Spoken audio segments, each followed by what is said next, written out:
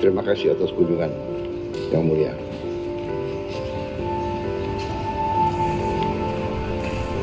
Gracias, presidente Prabowo.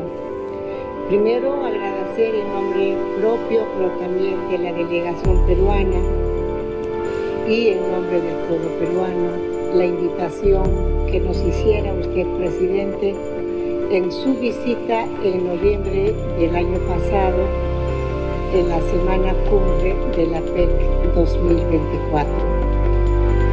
Desde entonces, trabajamos a través de nuestros ministerios y nuestra Cancillería para que esta visita se haga una realidad.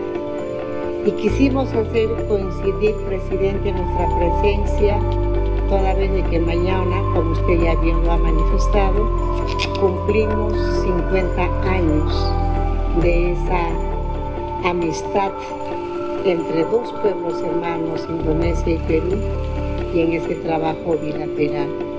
Nuestra presencia obedece, presidente, para afianzar aún más nuestros lazos comerciales.